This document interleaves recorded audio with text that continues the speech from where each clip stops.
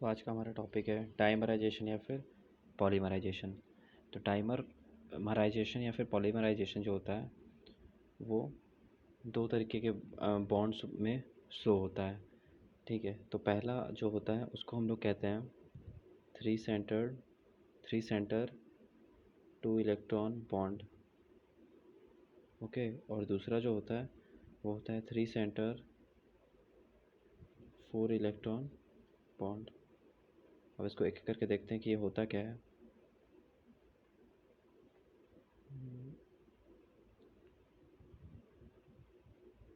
तो हम पहले की अगर बात करें three centre two electron bond, तो इसका एक एग्जांपल लेके समझते हैं।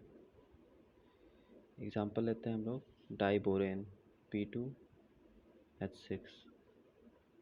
ये क्या है? डाइबोरेन। तो डाइबोरेन में होता ये है, डाइबोरेन मतलब B2H6 दो बोरोन और 6 हाइड्रोजन है। तो ये किस तरीके से स्ट्रक्चर फॉर्म करते हैं, एक बोरोन यहाँ पे। तो हम जानते हैं कि बोरोन में 3 इलेक्ट्रॉन होते हैं जो कि बॉन्डिंग में पार्टिसिपेट करते हैं। तो सपोज़ 1 2 और एक 3 जो है कि बॉन्ड बना लेगा किससे, हाइड्रोजन से। और एक दूसरा बोरोन है, ये भी क्या करेगा, 3 बॉन्ड बनाएगा हाइड्रोजन से।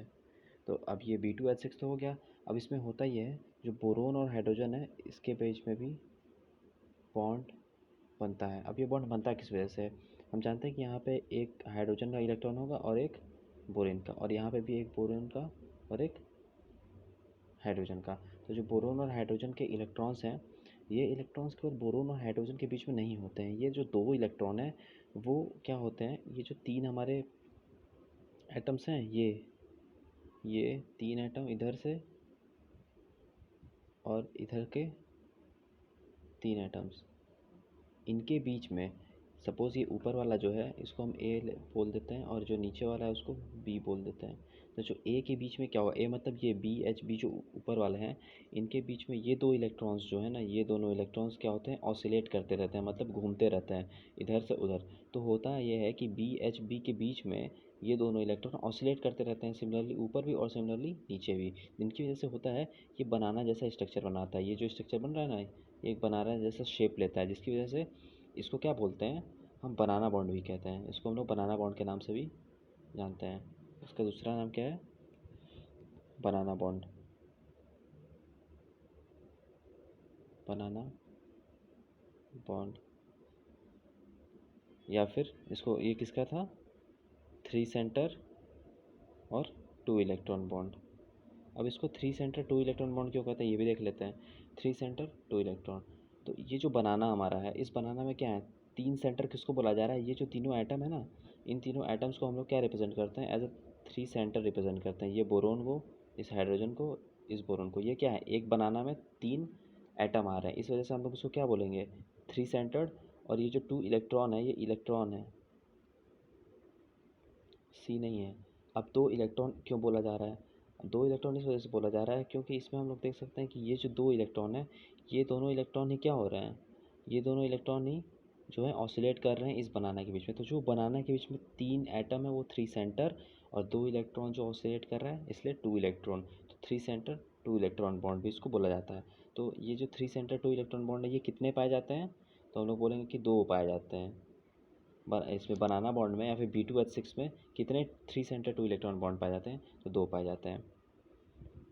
ओके, अब इसमें ये देखते हैं हम लोग, ये जो हाइड्रोजन है, ये एक बीच में 2 हाइड्रोजन है और साइड वाले 2 हाइड्रोजन। तो साइड वाले 2 हाइड्रोजन है उनको हम लोग टर्मिनल हाइड्रोजन भी बोलते हैं। क्या बोलते हैं, टर्मिनल हाइड्रोजन।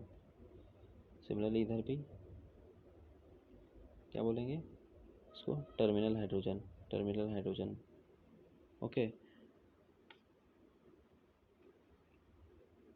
और जो सेंटर में हाइड्रोजन है उनको क्या बोलते हैं, ब्रिज हाइड्रोजन, क्योंकि ब्रिज की तरह काम करते हैं ना, दो बोरोन को मिला रहे हैं ब्रिज में की तरह, बॉन्ड ब्रिज की तरह मतलब दिख अपीयर होते हैं, इसलिए इनको क्या कहते हैं कि ये ब्रिज वाले हाइड्रोजन हैं, और जो साइड में होते हैं वो टर्मिनल वाले हाइड्रोजन होते हैं। अब होता क्या है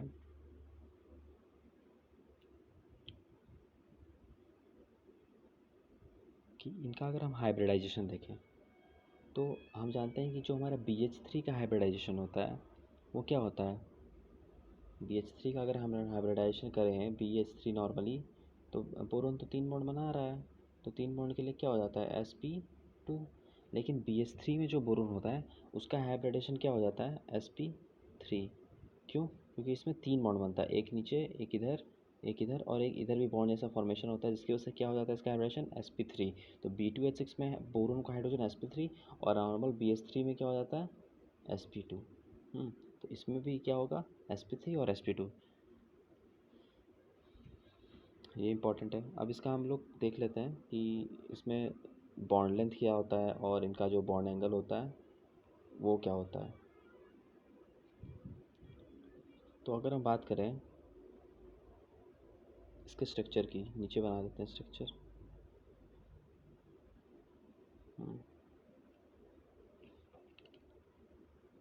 एक मिनट।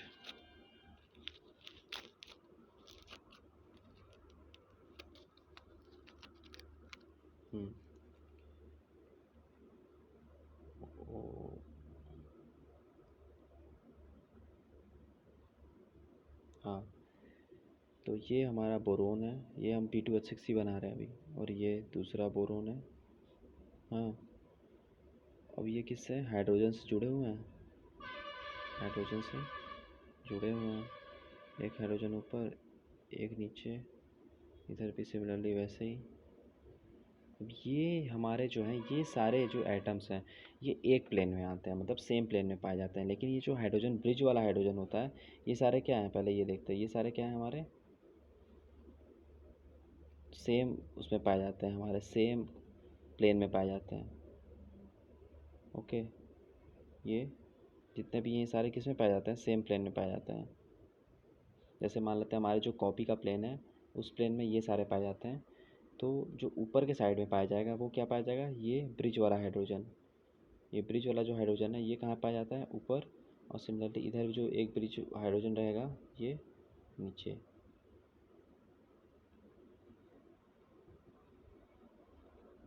इसको डॉटेड से रिप्रेजेंट कर सकते हैं हम लोग, इसको डॉटेड लाइन से रिप्रेजेंट करेंगे, क्योंकि ये पूरा कंप्लीट बॉन्ड तो होता नहीं है, इलेक्ट्रॉन ऑसिलेट करता है इस वजह से। तो ये इसका क्या हो गया, प्लेन वाला डायग्राम। अब इसमें हम अगर एंगल की बात करें कि कितना एंगल होता है, तो ये एक एंगल दिख रहा है और हमको ये एक अंदर वाला एंगल दिख रहा है। हाँ, तो जो अंदर वाला एंगल होता है वो हमेशा क्या होता है 97 डिग्री कम होता है बाहर वाले से, और बाहर वाला 120 डिग्री। इसको याद करने का ये तरीका समझ सकते हैं, जैसे बाहर वाला हाइड्रोजन तो किसी से जुड़े नहीं है, लेकिन अंदर वाला हाइड्रोजन तो इधर से और इधर से एक तरीके से जुड़ा हुआ है ना, तो अंदर क्या हो रहा है, ये एंगल इनके बीच का कम हो जाएगा, और बाहर वाले क्या है तो फ्री हैं तो एंगल उनका ज़्यादा हो जाएगा। ये याद कर सकते हैं इस तरीके से।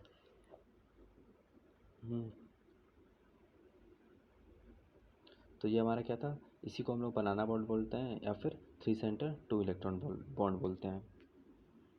अब दूसरा देखते हैं। अब ये हमारा क्या हो गया, 3 सेंटर 2 इलेक्ट्रॉन बॉन्ड हो गया। अब दूसरा हम लोग देखेंगे 3 सेंटर 4 इलेक्ट्रॉन बॉन्ड का एग्जांपल।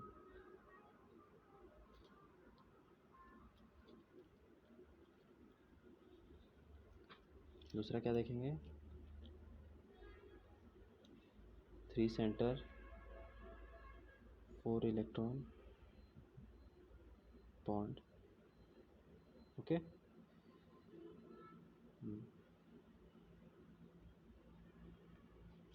तो इसमें क्या हो रहा है, इसका एग्जांपल एक लेके समझते हैं। एग्जांपल ले लेते हैं Al2Cl6। Al2Cl6 का एग्जांपल लेते हैं। तो ये एक्चुअली में क्या है, ये क्या है, डाइमर ऑफ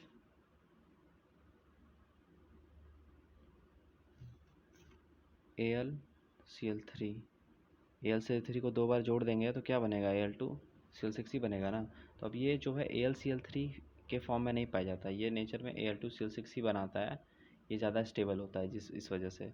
तो इसका स्ट्रक्चर कैसे बनता है ये देखते हैं। ये एक एल्यूमिनियम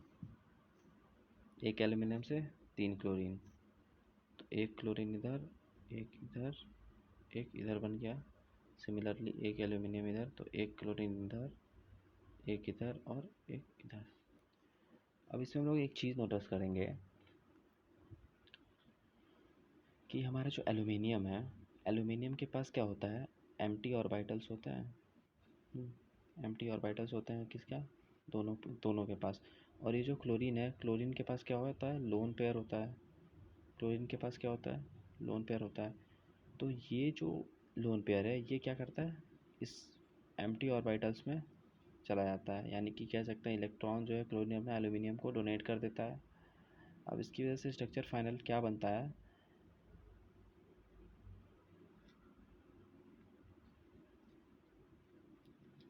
ये एल्यूमिनियम, ये क्लोरीन, ये क्लोरीन, ये क्लोरीन, इधर कोऑर्डिनेट बॉन्ड बना लेगा इस क्लोरीन के साथ, ये एल्यूमिनियम से जुड़ेगा और ये इस तरफ बॉन्ड बनाएगा, ये क्लोरीन और ये क्लोरीन। तो ये क्या बनता है, ये जो बॉन्ड बन रहा है इसको क्या कहेंगे, ये वाला जो बॉन्ड है ये, इसको क्या कहते हैं, कोऑर्डिनेट बॉन्ड। तो ये जो हमारा 3 सेंटर 4 इलेक्ट्रॉन बॉन्ड है इसे हम लोग इसको कोऑर्डिनेट बॉन्ड के नाम से भी जान सकते हैं। अब इसमें भी दो एंगल हम देख सकते हैं कि बन रहा है, एक ये एंगल और एक ये एंगल। तो क्या होगा, जो बीटा होगा, ये अगर बीटा लेते हैं और ये अल्फ़ा लेते हैं, तो जो बीटा होगा वो क्या होगा, ज़्यादा होगा अल्फ़ा से।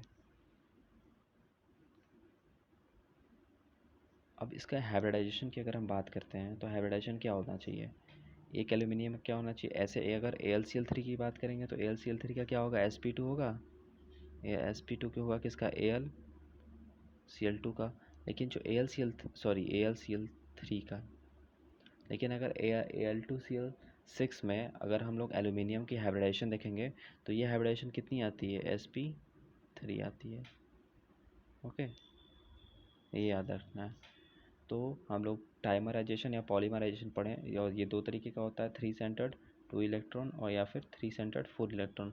अच्छा, इसमें एक चीज़ रह गया कि इसको हम लोग 3 सेंटर्ड 4 इलेक्ट्रॉन क्यों बोलते हैं। तो हम देखते हैं कि इसका जो इलेक्ट्रॉन है ये वाला, हाँ, अगर इन 3 को ले लें, इसको बनाना बॉन्ड नहीं बोलते हैं, इसको 3 सेंटर 4 इलेक्ट्रॉन नहीं बोलते हैं। और इसमें 3 सेंटर कौन से, क्योंकि इसमें 3 एटम्स जो हैं वो इन्वॉल्व हो रहे हैं। और 4 इलेक्ट्रॉन क्यों, एक इलेक्ट्रॉन इधर, एक इलेक्ट्रॉन इधर, एक इलेक्ट्रॉन इधर और एक इलेक्ट्रॉन इधर, जिस वजह से इसको क्या बोला जाता है, 3 सेंटर 4 इलेक्ट्रॉन बोला जाता है। ओके, तो बस आज के लिए इतना ही।